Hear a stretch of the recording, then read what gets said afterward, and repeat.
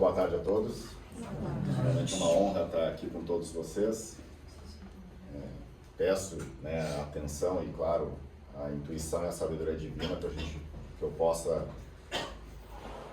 a espiritualidade possa me usar como instrumento para trazer uma palavra de compreensão, de carinho. Talvez nós não tenhamos o entendimento como o plano espiritual trabalha para que momentos como esse aconteçam. Desde a intuição de quem vai ser o facilitador aqui, desde as pessoas que estão presentes aqui. A espiritualidade trabalhou fortemente, arduamente, para que as pessoas certas estejam aqui para ouvir a mensagem certa. Então estejam aqui de corações abertos, para que nós possamos aqui realmente buscar aquilo que a gente veio procurar e que nós conseguimos sair daqui muito melhor do que quando chegamos aqui, tá bom? Eu quero trazer um tema, o cheio de Cristo, mas preso ao passado. Eu sempre costumo fazer uma pequena brincadeira, que meu nome é Marcelo de Lara e que os mais antigos, geralmente me perguntam, não, eu não sou parente do Pedro de Lara, não tenho parentesco nenhum com ele, Meu nome é Marcelo de Lara, então faço parte da CERT, Centro Espírita ali da Cachoeira, e hoje vim falar desse tema aqui, um tema refletivo, provocativo, que é cheio de Cristo, mas preso ao passado. O que isso quer dizer, Então, antes eu quero só rogar novamente aqui, então, que Jesus nos envolva no seu amor e que nós tenhamos um bom momento. E muitas vezes a gente fala, que a gente faz a oração, vai no centro espírita, quem é evangélico vai no culto, quem é católico vai na missa, toda semana sai de lá, mas tem algumas coisas que nos prendem ao passado. E é sobre isso que a gente vai falar hoje, Dessas mágoas que a gente carrega por falhas, por dívidas, por ressentimentos, por traições, seja com que outras pessoas cometeram para conosco, ou até mesmo a gente cometeu com essas outras pessoas, e até a gente cometeu conosco, com a gente mesmo, Isso alimenta muito esse sentimento negativo, que é muito o que a gente fala da depressão. Por que eu trago aqui já direto falando de depressão? Porque a gente traz 3 situações, Quando a gente tem as crises de ansiedade, que é muito, infelizmente, tá cada vez mais frequente na nossa sociedade, é porque a gente está com uma ânsia de pensando sempre no futuro, se nós vamos conseguir ter dinheiro para pagar as contas no mês seguinte, a gente vai conseguir prover isso, se a gente vai conseguir dar conta daquilo, se a gente vai conseguir atender a expectativa de outra pessoa. Isso chama-se ansiedade. Logo, quando a gente vive preso ao passado, é a depressão. Mas e se? Mas eu não me perdoo. Mas eu não perdoo ele, eu não perdoo ela. E aí, então, é o que a gente fala de estarmos cheios de Cristo, mas preso a algumas mágoas do passado. Alguém nos machucou, rejeitou, nos humilhou. O antigo, agora tem um nome mais moderno que é o bullying, Mas antigamente a gente era humilhado na escola, na sociedade, na roda de amigos. E agora nós rotulamos com o nome de bullying, Mas era a humilhação que nós sofríamos há tempos passados. E nós mesmos erramos e não nos perdoamos. Eu falei com tal pessoa, e às vezes a gente não tem noção das palavras, como elas nos machucam, nos travam, tanto das que nós proferimos como as que falam pra gente.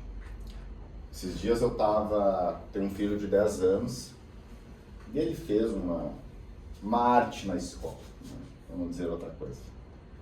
E eu falei assim, nossa, tu me decepcionou, João. E eu falei aquilo, mas como uma repreensão, em tese, tranquila, assim, nem tão pesada de pai para filho. Mas quando a minha esposa chegou, Marcelo, ele está desolado porque ele te decepcionou. Então olha o peso, que às vezes a gente tem algumas palavras que a gente parece que é tão suave pra gente, tão inofensiva, mas quanto pega nas outras.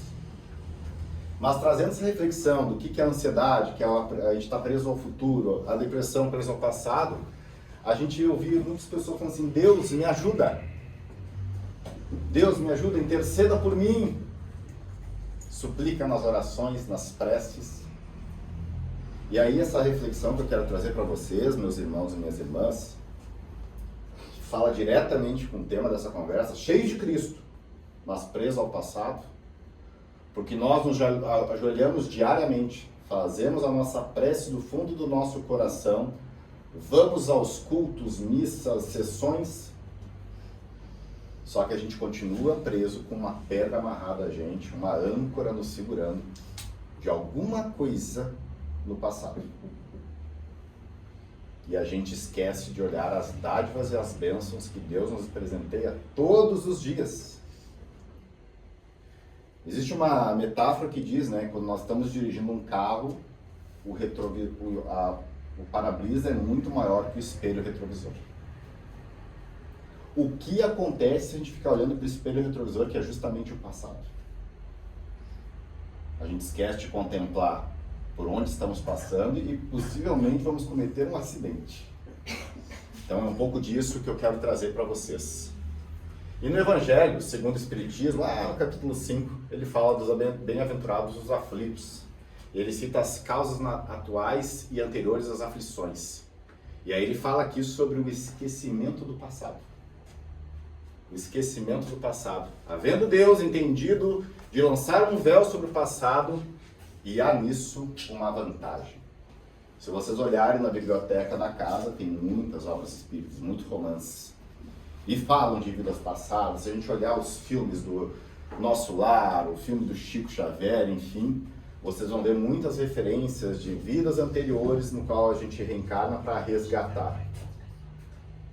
Se próprio doutrina espírita nos fala que lançar um véu sobre o esquecimento do passado é uma vantagem de uma vida para outra, por que que a gente insiste em relembrar das coisas passadas dessa vida? Estão entendendo isso? Se a espiritualidade nos diz que é uma vantagem nós esquecermos das vidas passadas, em tese também, nós podemos entender como uma vantagem nessa vida esquecer das mágoas desta vida também, das humilhações, das rejeições, das falhas e dos erros. A lógica e o entendimento é a mesma, meus irmãos e minhas irmãs. Porque a lembrança traria, obviamente, se nós lembrássemos o que o meu filho foi na vida passada, para que eu estou aqui hoje como pai dele, com certeza isso prejudicaria a nossa caminhada nessa encarnação. Quanta coisa que a gente está remoendo do passado desta encarnação ainda está impedindo as nossas caminhadas hoje. Essa é a reflexão que eu quero trazer para vocês. Também sobre a melancolia e o apego, também lá no Evangelho segundo o Espiritismo, ele cita aqui, né, que a melancolia e o desânimo nascem frequentemente de apegos às dores passadas. Quando justamente não aceitamos as provas com resignação, a gente aumenta, obviamente, o nosso próprio fardo. A gente tem que entender que as nossas falhas são como aprendizados. Acho que isso é muito natural, né, a gente entender isso. E até mesmo a gente fala aqui no Céu e Inferno sobre o veneno das mágoas não perdoadas. O arrependimento sincero e a expiação e a reparação modificam o estado do espírito. Agora há pouco estávamos aqui falando do livro Na Espiritualidade e a Ciência. Quem parar para estudar um pouquinho, assistir um vídeo no YouTube falando sobre espiritualidade e ciência, que é um dos grandes balizadores da doutrina espírita, né, que é justamente trabalhar a fé raciocinada, olhar a ciência como um aliado da espiritualidade, nós entendemos que quando nós nos perdoamos e perdoamos os outros, a nossa frequência vibracional muda radicalmente, de forma positiva. Esses dias eu também vi um vídeo no YouTube, eu adoro ficar assistindo videozinho no YouTube, né? Minha caixinha do nada é o vídeo do YouTube, é o YouTube. Né? Eu estava assistindo um vídeo, um rapaz falando de um experimento que foi feito, de que um senhor colocou um vaso com uma planta, né? Uma planta com bastante água, e passava todos os dias para aquilo e falava assim, você não presta, você é uma inútil, você só ocupa lugar, você não serve nem para fazer sombra. E aquela planta, junto naquela água, foi criando uma lama, um lodo peçonhento, preto, cheio de gosma. Ao passo que depois desse primeiro experimento, ele fez um segundo experimento com uma outra planta. Nossa, você é linda, olha como você é brilhante esse ambiente. Olha como você irradia a luz em todo o ambiente. Logo, essa mesma planta trouxe mais luz, cresceu mais firme, mais forte, com muito mais vitalidade. Olhe o poder das palavras e olhem o poder das frequências, meus amigos, minhas amigas, meus irmãos e minhas irmãs. E o apego ao passado, a prisão que nós nos colocamos lá para aquelas mágoas, elas têm um peso na nossa aura, na nossa frequência, na nossa espiritualidade, que se nós enxergássemos, nós iríamos revisitar cada ato, cada atitude da nossa vida até agora. E aí, lá em Mateus, no capítulo 18, eu quero trazer uma reflexão da Bíblia, no qual Cristo fala que o perdão é a chave que Ele nos entrega. Vocês podem ver aqui que eu estou colocando várias imagens da série The Chosen. Quem aqui já está assistindo a série The Chosen? Levanta a mão. Eu assisti o teaser da 6ª temporada, eu já me emocionei só com o trailer da 6ª temporada que vai lançar em novembro, né? E até essa palestra, ela me inspirou justamente assistindo essa série. E aí eu trago aqui essa referência de Mateus, no qual ele cita o seguinte: então Pedro, aproximando-se dele, disse: Senhor, até quantas vezes pecará meu irmão contra mim e eu lhe perdoarei? Até 7 vezes? Qual que é a resposta? Não. E Jesus lhe respondeu: não te digo que 7, até 70 vezes 7. E aí? Quantas mágoas a gente carrega? Quantas eu falo assim, não, tudo bem, mas eu nunca mais perdoo. Aquilo que ela me falou, eu nunca mais vou esquecer. Não, me humilhou. Me rejeitou quando eu mais precisava dele.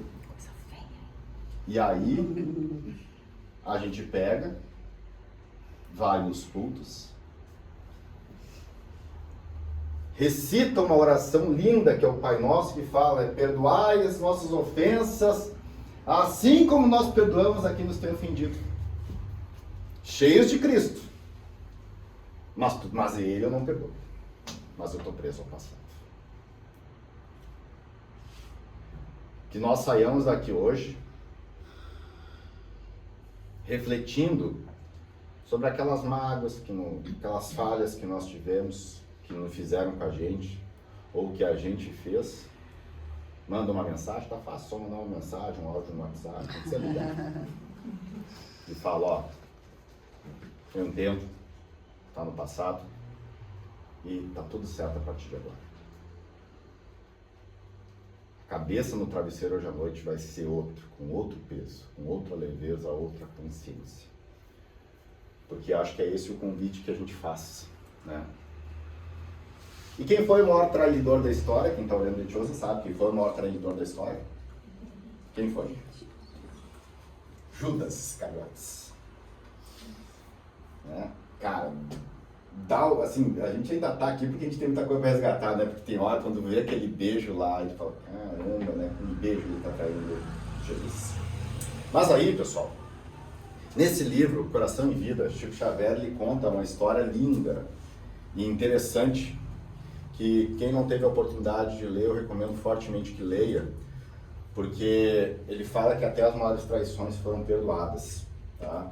Ele cita, inclusive, que no livro ele fala de uma passagem no qual, após Jesus ressuscitar, Maria Madalena pergunta assim: Senhor, aonde esteve durante todo esse período antes de você ressuscitar?